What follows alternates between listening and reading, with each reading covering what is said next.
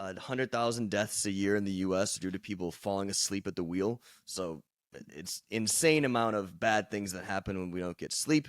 It's important to get sleep, and the reason is so that we can complete all of these cycles of REM and non-REM sleep.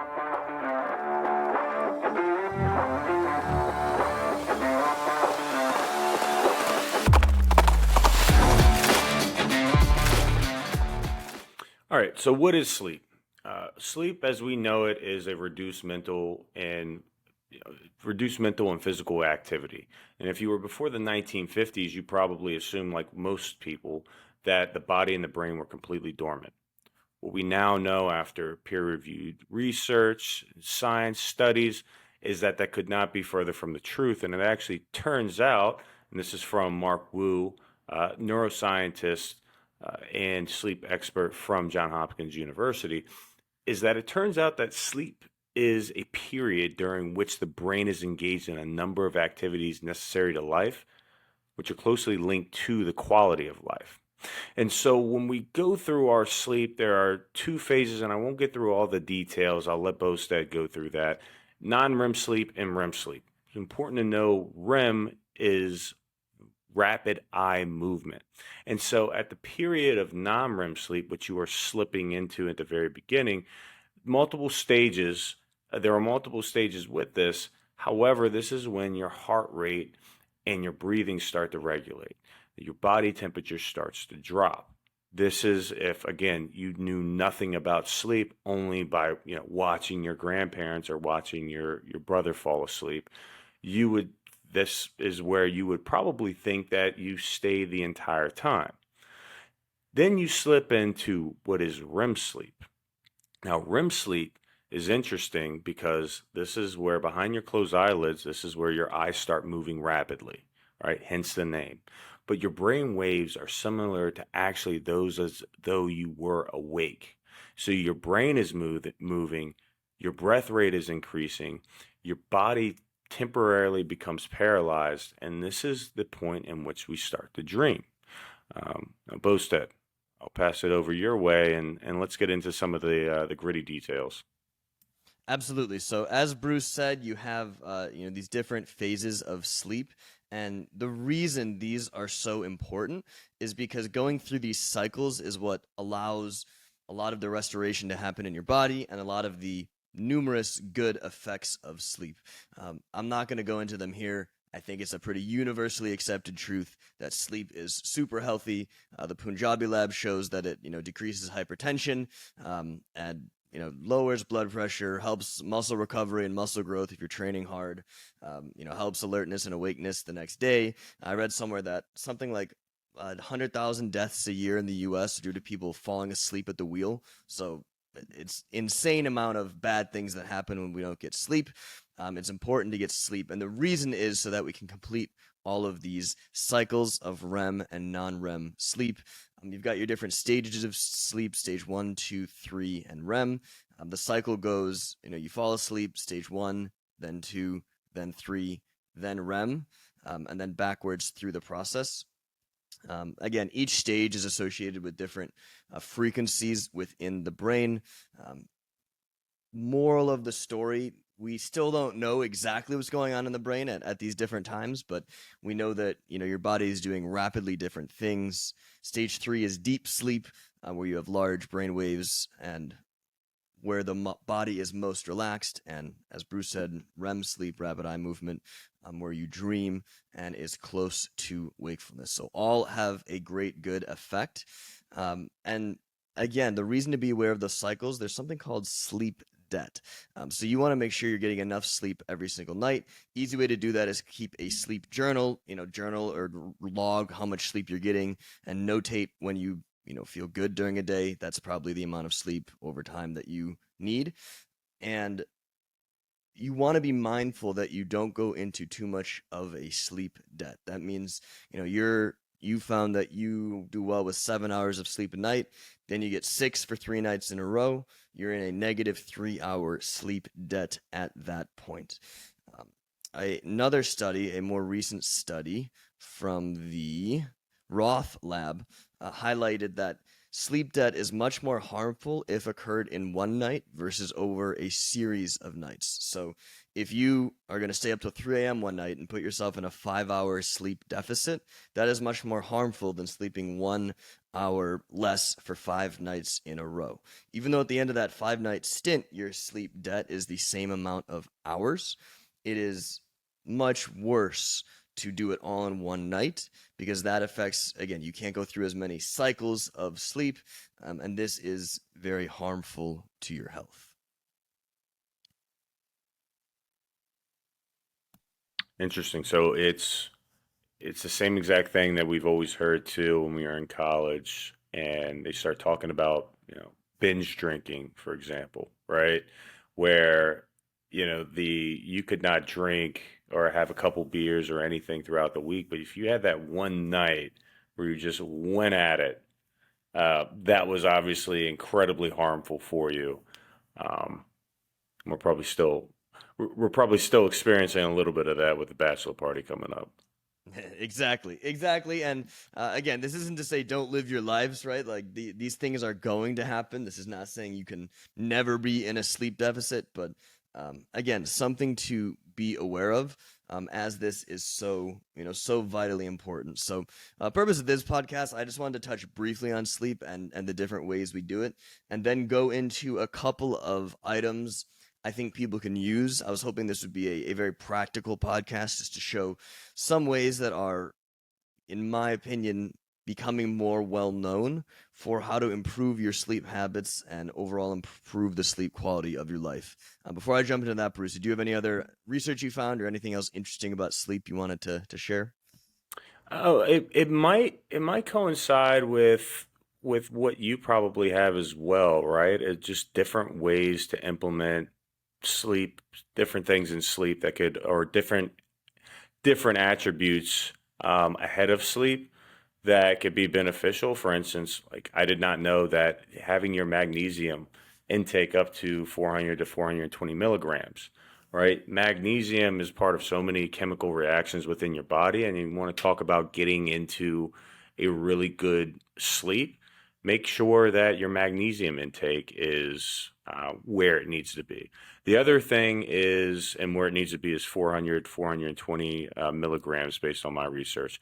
The other thing is, and again, this is speaking with a sleep doctor, if you will, journaling. Your brain is constantly working puzzles. It's designed to work puzzles. And so by journaling and writing down, bullet pointing exactly what it is that's on your mind at the current day, and then speaking out loud, I will deal with this in the morning. I will deal with this in the morning. Coincides with, if you haven't listened to the hypnosis podcast that we did, where actually affirming that allows your brain to shut down and pause on that activity and then move forward into your sleep cycle. Have a couple more, but I want to hear what you have posted. Yeah, no, absolutely. That magnesium one is fantastic. Magnesium, different forms of it cross the blood-brain barrier easier and help, modulate your brain chemistry to help with neurotransmitter release. So, certainly a very powerful one. Light is one that has been a huge unlock for me. Again, Andrew Huberman talks about this at length and is actually one of the people who researches this, as he is an ophthalmologist as well. But ensuring that you don't view light late into the night, so anytime around when you want to fall asleep. This includes light from your phone. So if you're going to read or something, keeping it on the lowest possible light setting and minimizing the amount of light that you're exposed to late in the night. And on the flip side, using light in the morning to help wake you up. So he recommends viewing, sunlight within 15 minutes of waking up. This will help set your circadian rhythm and get you into a good sleep pattern. One thing I would add that I've done with this, I've started waking myself up with light. So if you have any type of smart home features, which I have very few, but I have, smart home plus two smart light bulbs in my room, and every night before I fall asleep, I say, "Hey Siri, turn on the lights at 6:30 a.m." or whenever I'm going to wake up. And then I'll set an alarm after that, 15, 20 minutes after that. But what I found is that just the light alone is waking me up. And not only is it waking me up, I'm able to like spring out of bed, and I'm much more motivated than I usually am while my alarm is ringing in a dark room. So light can be a very powerful tool to help you set that rhythm. Setting a consistent rhythm is important. So falling asleep and waking up at generally the same times. You don't want too much variance in that, which is why setting that time is very important. Um, yeah, that makes sense, Bruce. Anything else on light? No, no. If you don't have, so this is more or less when you wake up, though. But if you're like right now with the changing of time, it's we're not waking up to sun exposure quite as much or as much light exposure, and so there are sunlight stimulating lamps, and so what you want to look for is 10,000 lux. Those lamps are really helpful, especially in the morning. So that's it on lamps. If you don't have, I have a couple other little tips and tricks that they were news to me. But Go if you for have it. a few more, okay. So one, take a think about your bed, right? And now they say every bed that you buy lasts probably 10 years. That's usually the warranty, if you will, or the expectant or the life expectancy. Every 6 to 12 months, you should be switching your bed around. That's going to, one, prolong your bed, but two, you're going to notice a significant. You're going to notice that your sleep is a bit better, and the same thing goes with your pillows. I don't care what the advertisement is for your pillows on that they'll last a year, 2 years. You want to be 6 to 12 months again.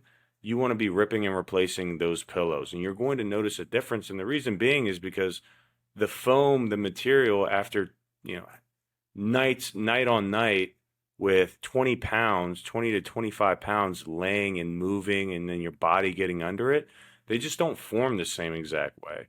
And so you want to make sure that you're ripping and replacing your pillows, especially because I mean it's your head that's sleeping on these.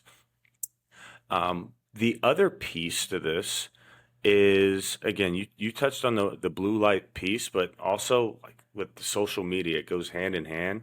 You do not want to be on that. You're constantly getting these hits of dopamine, and your brain wants more, wants more, wants more. So you mix social media and then with the fact that blue light's already there, because some people will have blue light glasses on, but if you're having that social media exposure and that dopamine hit, it's not going to be helpful for you. So those were a few things that I had to throw in there because yeah, I don't know when the last time I changed my or turned my bed around. Yeah, that's a good one. And the dopamine hits with social media, that is another very good point. That type of variable response reward where, the things are flashing up and dopamine is spiking in your brain is a very poor way to get yourself in a relaxed state. Think about it this way: if you had a slot machine in your basement, would you go place the slots right before bed? No, you probably wouldn't, because you're probably going to get either very excited or very dejected if what you want is not there. Caffeine. So I wanted to touch briefly on caffeine. Caffeine has a longer half life than you think. Don't want to drink it before 10 hours or so before you want to fall asleep.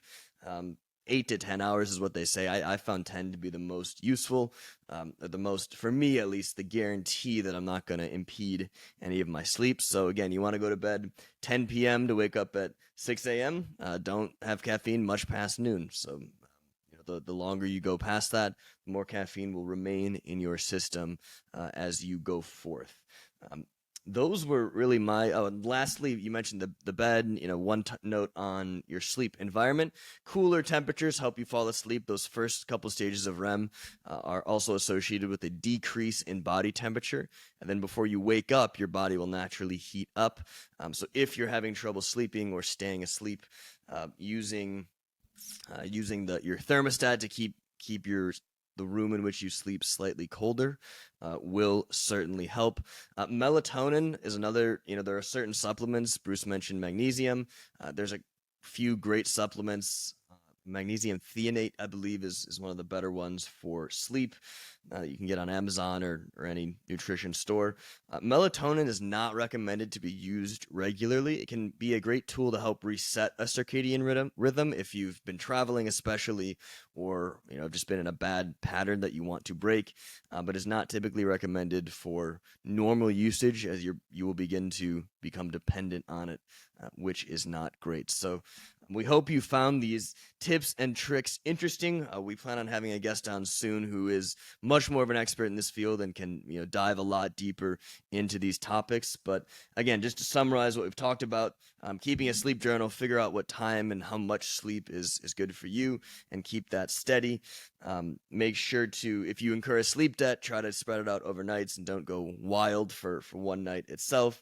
Use light to help wake yourself in the absence of light to help fall asleep. Consider magnesium to help you supplement. Don't use as much melatonin. Keep your bed cool. Rotate your bed, and yeah, get some good sleep. Get some good sleep indeed. That's it on our side. Stay against the herd.